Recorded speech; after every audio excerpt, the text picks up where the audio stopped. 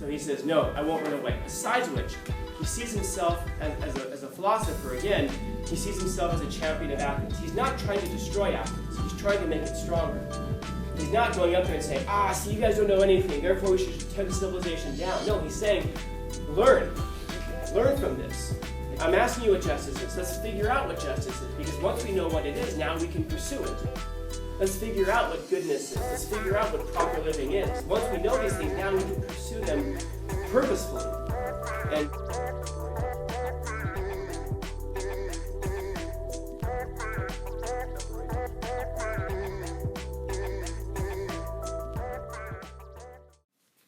if you weren't here last time, I do have a version of this that's up on the YouTube channel from, I think, 2020, I think it was.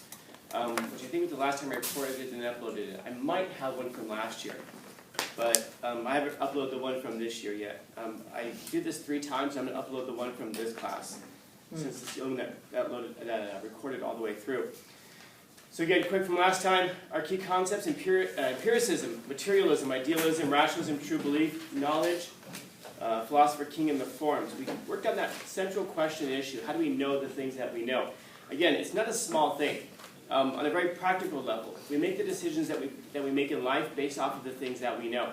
So sometimes the decisions that we make are faulty information. So for example, I went to UCLA.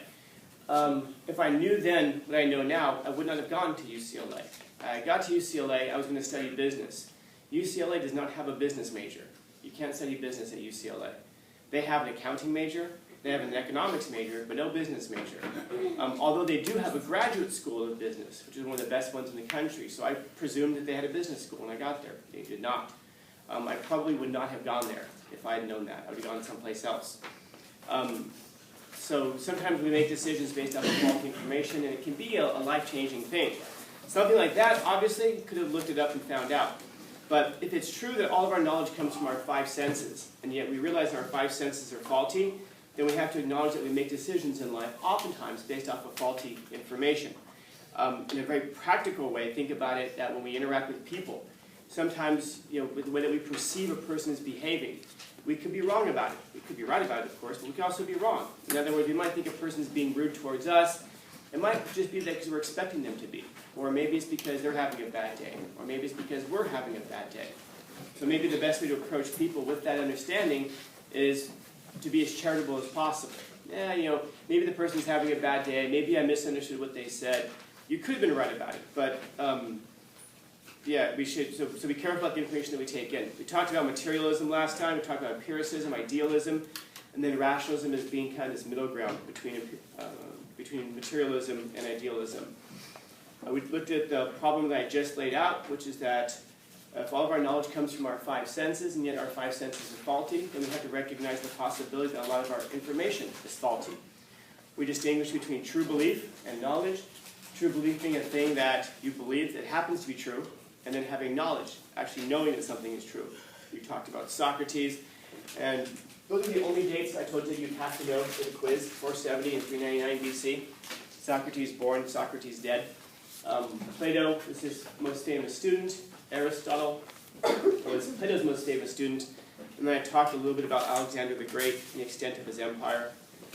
We looked at the painting from Raphael, the School of Athens. And then we had some background information on Socrates' life. Again, you need to know that he fought in the Peloponnesian War. That would be a hard one to mess up because it's such a weird word. It stands out on the quiz. And we talked about his wife, Xanthippe, over here, who saved his life in a lot of ways. Remember, if her father was a senator, if not for her, he never would have gotten a chance to do philosophy in the first place. We talked a little bit about Plato. He was a Pancratian champion. He was a student of Socrates, established the first school in the Western world, and looked at some cool pictures. The 5 regimes. The key point on these 5 regimes, remember, is that they degenerate over time. So the idea is that even if you start with the best possible form of government, an aristocracy, just humans being what we are, that aristocracy will eventually degenerate into a democracy. And that democracy will eventually degenerate into an oligarchy, which will degenerate into a democracy, which will degenerate into a tyranny, which he thinks is the worst form of government. Oftentimes I have students ask the question, can we go back? Like if we've degenerated to a point of a democracy, can we find our way back up to an oligarchy or to a democracy? Socrates would say no. There's no example of that ever having happened. What has to happen is you have to get to a tyranny, and the whole thing has to fall apart, and then you can regenerate it. Now, theoretically, you could go back up, but just as a practical matter, we don't usually do anything about anything until things are absolutely terrible. That's when we usually step up to try to find solutions. So as a practical matter, we won't usually turn ourselves around until we get to the bottom. But as a theoretical model, we could go from an oligarchy back up to a democracy and seek to be an aristocracy. It's an important kind of concept with Socrates, this idea that you have like a perfect state of things, and then eventually you've got degeneration. So that's important. That's important. Also notice that an aristocracy is when you're ruled by people who have merit, the best possible rulers, the ones who are raised up to do that. Okay, so don't miss this. This is a really important point. A democracy is an imitation of an aristocracy. In other words, an aristocracy, you've got the philosopher kings, so you've got the best of all possible rulers. And then a democracy, you don't have the best of all possible rulers, but you've got honorable people. And so the idea that we're going to put honorable people in place is an imitation of this. In other words, we can't have a philosopher king, so then we're going to imitate it by bringing up people who have honor. And then when you degenerate into an oligarchy, we no longer have honor, but so you have wealthy people. And the idea is that that's an imitation of the oligarchy. Well, we don't have honor, but we've got money, so let's worship money, and so forth. So the idea is that things degenerate, and that what you find down here is always an imitation, but a poor imitation of the thing that came before it. Yes, sir? So each one, every time it goes down, it creates a variation of a persona Yes. of themselves. Yeah, and what you actually start to find is that that essentially we're kind of devolving according to a shadow here. In other words, we're taking in like the lesser parts of ourselves, but we're presenting a persona. Like you know, we don't have the most meritorious people who are in charge, the philosopher kings. But you know what? But we have honor. So we put forth honor as being the thing that we think is really important to us. It's not really though, because eventually, because if it was, we would be, if we were going to pursue the thing that we knew was best for us, we would be pursuing that. So we pretend like this is good enough for us. Well, honor's good enough. We all go, yeah, honor's good enough. And then we all make sure that our masks of identity are on straight, and then we all kind of agree, honor. But for some reason, even though it's honor, we degenerate now into wealth being the hallmark of a good society. So now we say, well, it's the wealthy people. Yeah, because if you think about it, wealthy people, they're pretty honorable. Yeah, okay. Are wealthy people honorable? No more or less than poor people. We have this idea that wealthy people are either more honorable or less honorable. No, people are just people in different social statuses. That's all it is. So this idea of, well, honor, who's to say, right? We all have our own opinions. Oh, yeah. But money, yeah, that's what we really want. But that's a thing in terms of this degeneration. It's also a thing in terms of our personal lives. Oftentimes we jam money into the holes that we're missing in our actual lives. I don't have honor, I don't have this, but you know what? I've got money, so let me go buy myself a new car, and I'll feel better about myself. But you don't really, and that's why things degenerate even more. And then it degenerates from wealth into popular opinion, and then from popular opinion into one person's opinion. So, absolutely. So if you guys are seeing, and many of you guys did last time, see those parallels between the Jungian psychology and what Socrates is getting at here. Remember, Jung believes in this collective unconscious, this idea that we're always kind of tapping into this well of human knowledge that came before us. So when you see, Jung, and you say, wow, he looks a lot like Socrates. Yeah, there's a lot of people throughout history who do. And if you ask Jung, are you a Socratic? He'd say, no, I'm not a Socratic, I'm a scientist. So now he just puts a different mask on it. It's kind of like people who believe in simulation theory. If you believe in simulation theory, you're basically a deist. You're basically someone who believes in God. Your God is a guy, with a neckbeard covered in Cheeto dust in his mom's basement playing a video game. That's the only difference. We still believe that there's one creator who's responsible for everything, who can control our lives. It's all the same. It's just a different face that we put onto it. So simulation theory is just basically religion for science people. So don't miss that. We kind of tap into the same ideas that recur. I mentioned the trial and death of Socrates, that Socrates was charged with 2 crimes, impiety. So he introduces a false god, well, sorry, a new god, into Athens, and he's charged with corrupting the youth. And both of those carry with them a death penalty. Because impiety, remember, if you reject the gods of Athens, and if you refuse to honor them, they're going to send natural disasters, so they're going to kill everybody. So that's basically a life or death situation, so that's why it carries a death penalty. Corrupting the youth also carries a death sentence, because if you can corrupt the young people coming up, that means that when they become adults, the society will be destroyed. It's basically treason. So both of these carry with them a death sentence. Now, I mentioned last time the prosecutor, a guy named Meletus. I have it in red. I don't remember if it's on your quiz. I assume it is, which is why I put it in red. But it's interesting because Meletus was a poet. I don't think we have any of his poetry, but they go out of their way to point out that he's a poet in the dialogues. And then there's 2 other men who are prosecuting him, but we don't know their names. So it's interesting that they mention Meletus specifically. Probably because Plato did not like poets. Plato said all poets are liars. He wasn't wrong about that, to a certain degree. In other words, if you look outside and you see a willow tree and you say, oh, the tree looks like the tree is crying, we all go, oh, we understand that to be a metaphor. So Plato was that guy who would sit there and just go, false, the tree is not crying, that's a lie. He was very much into precision and being absolutely clear and specific about what's really going on. Plato also understood that poets tend to rile up the passions of people. And that's probably why Meletus was chosen to be the prosecutor, because he was good with words, he was a poet, and he was good at riling up passions. They didn't have anything on Socrates. Socrates wasn't corrupting the youth, as we're going to see. And he also was not refusing to acknowledge the Athenian gods. In fact, in his defense, he says, he asks the question, when did I ever deny them? He says, of course, Zeus, they're all there, of course. And then they say, oh, but you introduced a new god, which is what he's going to talk a bit about. So he introduces this thing called his daemon. You might have that word, D-A-I-M-O-N-I-O. Daemonian. It's also referred to as a daemon, D-A-E-M-O-N. It looks like our word for demon. But he doesn't claim to be possessed by the devil. So his first defense is interesting. He argues that if a person can believe in clothes, he asks, essentially, can a person believe in clothes but not believe in people?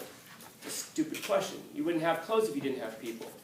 So he's saying, so he couldn't introduce a false god into Athens if he didn't already believe in the gods of Athens. He says, of course I believe in the gods of Athens. That's silly. I've never rejected them. He says, however, I do have this thing which he calls a daimonion, or a daemon, which is quite literally it means a divine something. He doesn't know what it is. It's what we would call a conscience. He says, when I've got this, whenever I'm going off on somebody, sometimes I've got this voice in my head that says, stop, you're going too far. And he says, that's my daimonion, that's my daemon. That's the thing that tells me to stop questioning somebody. I'm going too far. And it's great because at one point he starts to go off on Meletus and he says, and by the way, my daimonion is not telling me to stop, so I'm going to keep going. He actually calls attention to it. So you want that word daimonion or his divine something. With regards to corrupting the youth then, so with regards to impiety, he says, you can't believe in clothes without also believing in people. I can't believe in a daimonion without also believing in the gods of Athens. So certainly, I do have a belief in the gods of Athens. But he doesn't deny the daimonion, although he does say, I don't know what it is. I don't know if it's a god or not. But it's strange, because he does refer to it as a divine something. That's a sticking point, because the question then becomes, did he want to be prosecuted? Because he didn't deny it. He could have. Then, with regard to corrupting the youth, he essentially argues he was never a teacher. No one ever paid him to teach. All that he would do is he would just walk around and ask people questions, and he can't control if young people followed him around and listened to him. So he never had a school. He never taught formal lessons, really. He talked to his students. But he essentially said that he was not a teacher because no one paid him to be the teacher. And he can't help it if people imitate him. So there's his defense. And then finally he argues, and by the way, with regards to my teaching, so has anybody ever been made worse by my teaching? Can you bring one of my students up here to say, oh yeah, I followed him, I learned from him, and my life was made worse by him? He says, no, no one can argue that. So, and he actually produces witnesses who come up and say, nah, he was a good dude. I saw what he was doing. I was intrigued by it, so I continued to in his pattern. So, those are his defenses. The jury was interesting.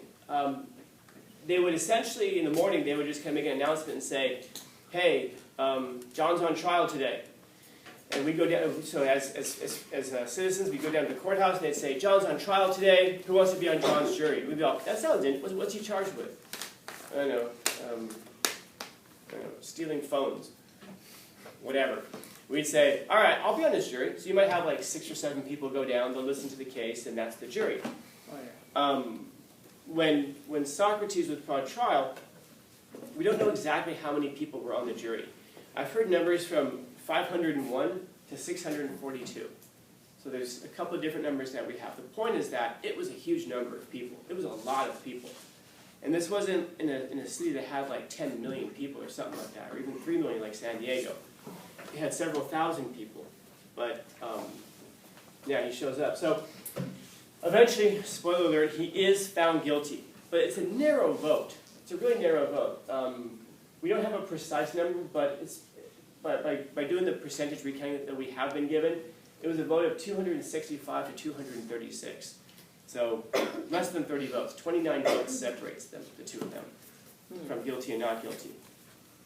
But Plato does tell us that we have a number, roughly of 501, and Plato does tell us it was only 30 votes that separate the two. He says not quite 30, so it was probably 28, 29 votes. So it's fantastic. So remember, both of these two convictions carry with them the death penalty. So yes, sir.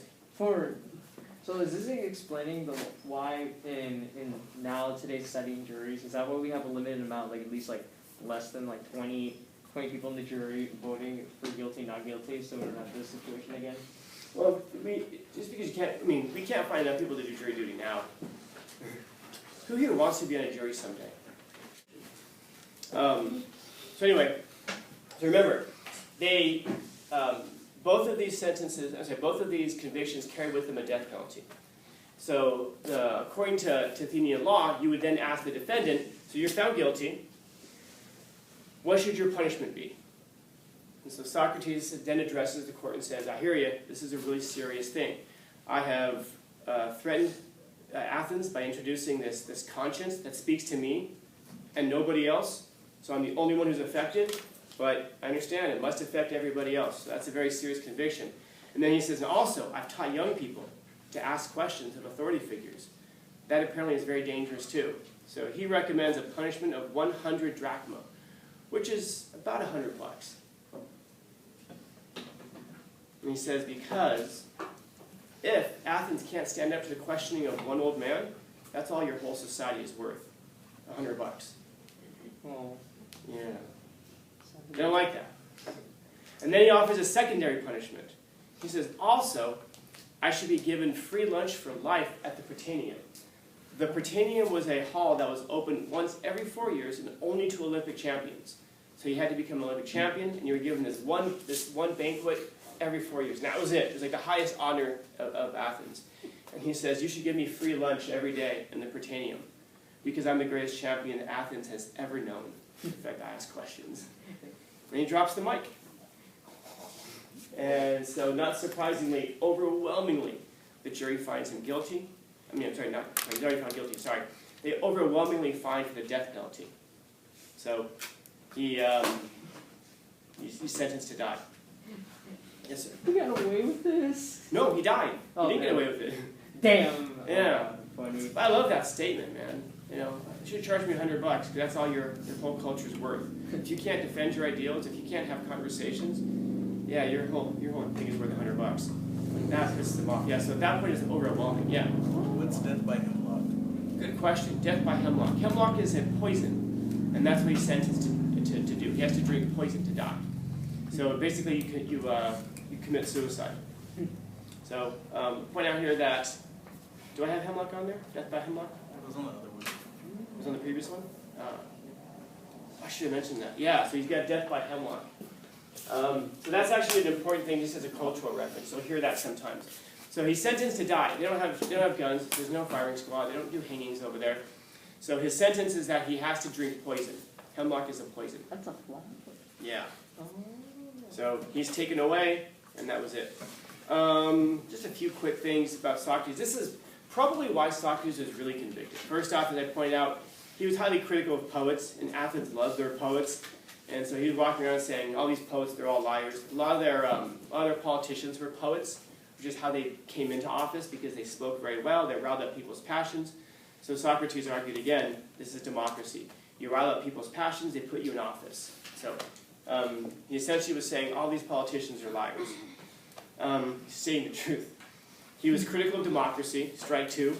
He referred to himself as a gadfly of Athens. Again, he wasn't this very wise, at-peace philosopher walking around his toga asking, why?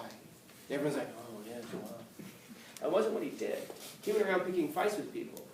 He was intentionally going after politicians. He was intentionally going after high priests and judges. He was going after everybody who was in these positions of power. And he wasn't arguing against them. He just asked them questions. And they weren't able to answer the questions. So if you want to find out how little a person knows, or how much, if we're being charitable, ask them questions. And you're going to find out that people just don't really know anything. We have beliefs, we have opinions, but, and by the way, some of you will recognize this. You'll get into a conversation with somebody, and how long does it take a person to say something like, well, you know, we all have our own opinions. Yeah, you're right, who's to say? And then we walk away from it. That's basically waving the white flag and saying, I don't know why I believe what I believe, but please stop asking me questions because you're making me feel stupid. Socrates wouldn't stop asking questions that made you feel stupid. He would keep asking them and keep asking them and keep asking them, yeah. So in summary, this man tried to ask open-minded questions to the smartest people in the society that I could clearly see only sentenced him because they're very closed-minded to the idea of not answering a lot of questions because there's more to it to the world than being in that one space. Yeah. And if you claim to be an expert in something, you should be able to answer questions. If you're an expert in chemistry, you should be able to answer questions of chemistry. If you're an expert in philosophy, you should be able to answer questions of philosophy. If you're a priest, my goodness, you should be able to answer the question about what goodness is. Yeah, if you're a judge, you should be able to answer questions about what is justice. But they couldn't do that, and this was his point, that all of this whole culture, this whole civilization was built on beliefs, not knowledge, but beliefs. And some of the beliefs, of course, they're true beliefs, but they're not based on real, true knowledge. Again, he was also a close friend of Alcibiades, who was a traitor to Athens, so that's strike four. One thing I didn't mention earlier is that when Sparta defeats Athens, they implement these 70 rulers, basically like a senate, like a congress, to rule over Athens. The main guy, his name was Critias, and Socrates tutored him and said, "Oh, you're the main guy. Yeah, okay. Hey, let me I'll tutor you. I'll teach you all about Athens." So he volunteers to be the tutor of the people who have now conquered Athens. And of course, he was a role model to the youth who encouraged them to ask questions to get to the bottom of some issues.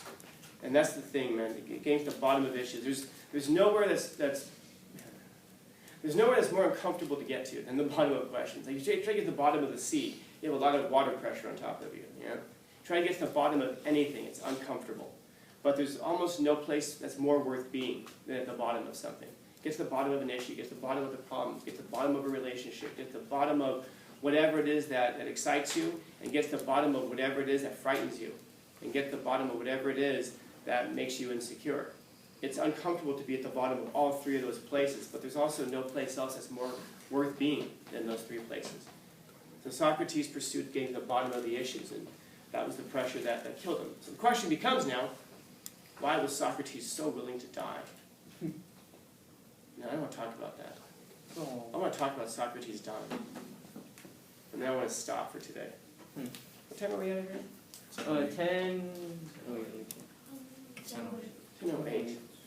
Okay, yeah, that gives me time. So Socrates' death is recorded in the Phaedo, which is the last of the 4 dialogues of Socrates' death. And this is on the quiz.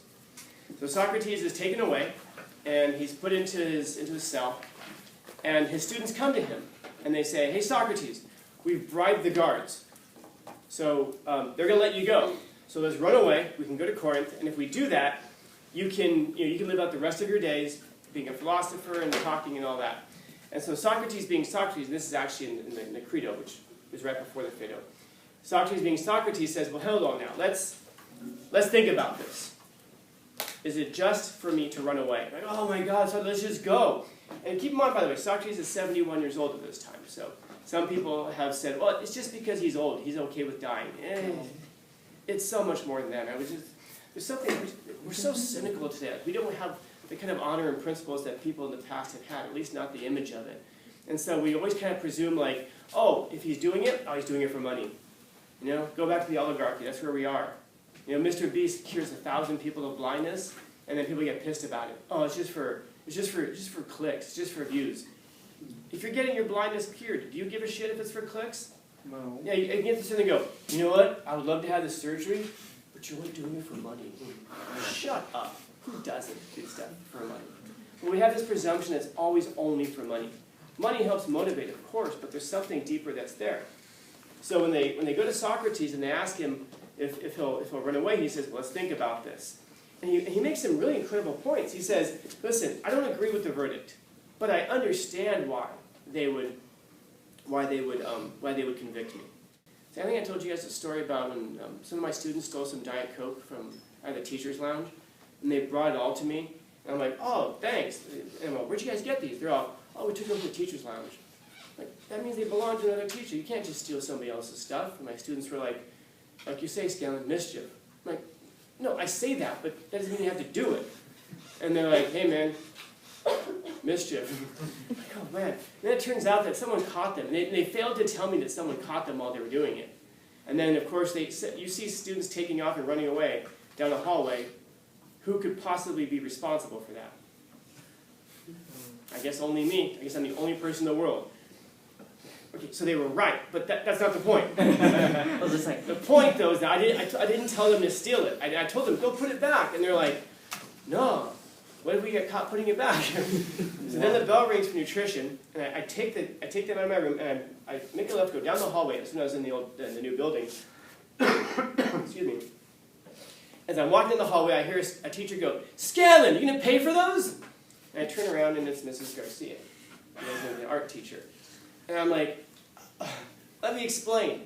She's like, it's come to that? You're sending students to steal Diet Cokes? And I go, no, okay, no, that didn't happen. Let me explain. And I'm laughing while I'm trying to explain. So of course it looks guilty because I'm laughing, but why am I laughing? Because I know how it looks. No one on the whole earth is going to believe that I didn't put them up to this. But having said that, I asked my students, have I ever told any of you guys to go do something mischievous? The answer is no. Everybody say no. I never have. But whenever something like that happens, people always go, Scanlon. Hearing the Diet Cokes, and she's asking me, like, you have to pay that much. I'm trying to explain to her, I didn't send this to, but no one's going to believe me. I just said, listen, I didn't tell him to. I was going to go put him back. And she starts laughing. And she's like, I don't know this guy. I don't have to believe you or not, but all right, you're putting him back. I'm like, really? If I did, I would just tell you. And if I did, I wouldn't be taking him. But yeah, she's coming down because someone caught them and told them Scanlon sent them to steal Diet Cokes. Oh my God. So my point is, would you believe him? Or would you believe me if you get into mischief? That I didn't have anything to do with it? I would. Thank you. You're a good man. Yeah, you're a good man. That's why you're passing. I will say, I don't know what your grade is, but that's why you're passing. You did say you're not a role model. That smells like a diploma to me. So Socrates is kind of giving his defense. No one believes him, of course, because he just has this reputation. So when he's saying, I wasn't a teacher, I didn't tell them to do this stuff, no one believes him just because he's known for having this reputation of being a gadfly, being a troublemaker. So his students come to him and they're telling him, hey, we can get you out of here. And he's saying, let's think about this. And he says, I've always agreed with the laws of Athens. I've never had a problem with them before. I wasn't guilty of this, but I can see why they would prosecute me. I can see why I would be sentenced to death. I could see why that teacher thought I stole the Diet Cokes. I didn't, but I could see why they would believe that. So what am I going to do? Get mad at her for going with the preponderance of the evidence? So he says, my conviction, therefore, is just. It's wrong, it's inaccurate, but it's just. And I've always lived by the laws of Athens. And so it would be wrong for me now to turn my back on Athens when my whole life I have benefited from Athens. So he says, no, I won't run away. Besides which, he sees himself as a philosopher again. He sees himself as a champion of Athens. He's not trying to destroy Athens. He's trying to make it stronger. He's not going up there and saying, see, you guys don't know anything, therefore we should tear the civilization down. No, he's saying, learn. Learn from this. I'm asking you what justice is. Let's figure out what justice is, because once we know what it is, now we can pursue it. Let's figure out what goodness is. Let's figure out what proper living is, because once we know these things, now we can pursue them purposefully. And again, he looks at the defeat against Sparta as a judgment of the degeneration of their culture, as we saw before. He's saying essentially, ask these questions, please let's get better about this. And so, to him, if he were to stop doing philosophy, because that's what they came back with. The jury said, if you just stop doing philosophy, we won't kill you. And he says, nope, not going to happen. So for him, if he were to stop doing philosophy, he says, that would be like if I'm a soldier, and you told me we're going out to battle tomorrow, and I will be killed. I would be a coward if I didn't go out to the battlefield, even if I knew I was going to be killed. He says, no, I can't. I have to do my duty. I have to do the thing for which I was born. Does that sound familiar to you at all? In the archetypes? I have to fulfill the thing for which I was born. And so he says, I have to therefore do philosophy. And if that means my death, then it means my death. And then his students say, but here's the thing. If you don't run away, everyone's going to assume that it's our fault, because they know that the guards here are corrupt. And they know that we could have bribed them. And so if you don't run away, everyone's going to assume that it was us who were too cheap to bribe the guards. And so don't do it for yourself, Socrates. Do it for us. It's very smart. Because if he doesn't care about his own life, then he doesn't care about saving it. But he does care about his non-students, his friends. And so he says, well, again, let's think about this. And the students are like, oh, God, not again. And he essentially says, we shouldn't care about the opinions of non-experts. If a 5-year-old makes fun of you and says, oh my God, you're dumb, does that really bother you? I know some people it does. You want to knee that kid in the face. But his point is it shouldn't, because that's a non-expert who's making a judgment on you. So they don't know what they don't know. So therefore it shouldn't bother us. If somebody who knows nothing about morals accuses you of being immoral, it shouldn't bother us so much. It does because of reputation and all that, but the point is just that their judgment doesn't carry any weight behind it. So therefore he says, people who are going to accuse you of that, they don't know what they don't know. So forget them. We can't live our lives based off of doing things to please people who don't know. Imagine if you lived your whole life trying to prove yourself to people who don't know. You would never have time for anything else. And yet some people do that, by the way. Like when people say, I do stuff because I want to prove everybody wrong, then other people have control over your life that you don't have over your own life. You're letting other people determine what you do in your life. So Socrates says, yeah, looks like there's no good reason for me to flee, so therefore I'm going to die. So then we come to the last part of the dialogues of Phaedrus, and he's in his death chamber, and the executioner comes in, and he's surrounded by his wife and all of them, and they're all crying. And Socrates sends them all away. He says, oh my God, the women are all crying. Can you get them out of here? They're bringing my mood down. Oh, which is funny. He's about to die. They're crying for him, and he's like, oh my God, you guys are ruining my mood. Get out of here. So he sends them all away. And it's important because that tells us he was in a good mood. He was happy to die. He was happy to die. Not willing, I know I have up here willing, but he was happy to do it. And I'll tell you exactly why next time. But the executioner comes in and gives him the hemlock, and he's like, what do I do? I've never done this before. That's funny. He's got jokes. So the executioner tells him, I mix the hemlock, and you drink it, and after you drink it, you should walk around, because it will work its way through your bloodstream, and it's going to start to affect your feet. If you get cold, it'll work its way up. And when it finally reaches your heart, that's when you're going to die. So he just downs this thing. I just can imagine Socrates just downing this thing, trying to get the last of all the hemlock. He wants to die as soon as possible. Oh my God. But there's a reason. It's not because he's suicidal. It's not because he's old. It's not because he's in pain. It's because he believes. He believes. I don't understand that, man. He believes. Not just hopes. He believes it's an absolute truth that before you were born, you were a soul. And that your soul is brought down into your body. And that's why it is that you know everything. I'll talk about next time. But you have to be reminded of what you know. All of us have complete 100% knowledge of everything in the universe. But the act of being born is so traumatic, you forget about it. And this is why a teacher It doesn't tell you anything. But a teacher comes along and reminds you about the things that you already know. They'll ask questions. They'll say certain things that will unlock parts of your memory because you have a personal consciousness you already know about. That's the stuff that you're aware of. That's your field of awareness. You have a personal unconscious, which is everything you've ever experienced in your existence. And that all of those things can be brought eventually up into your consciousness. And that's the act of asking questions of students, to bring what you know up into the conscious level. And then you got the collective unconscious, which is everything else. So Socrates downs the hemlock, and he starts walking around. And then he has a discussion with his students about the nature of the soul. And then he gets wobbly-legged because the poison's working. They catch him, and they put him up on his bed to die. And then his students start to cry. He says the same thing to them. He's like, dude, you guys are going to start to cry. I'm going to throw you out of here. You guys are bringing my mood down. So then they all get it together. And then just before he dies, he looks to one of his students and he says, we owe a rooster to Asclepius. Make sure the debt's paid. Those are his last words. And the student says, the debt will be paid. And he dies. I love that. What a champ. It's deeper than you even realize. Asclepius wasn't a person. We typically think of this as like, oh my goodness, he was such a good man. He owed a rooster as a debt. He borrowed a rooster from somebody and he wanted to make sure his debts were all paid. He's such a good man.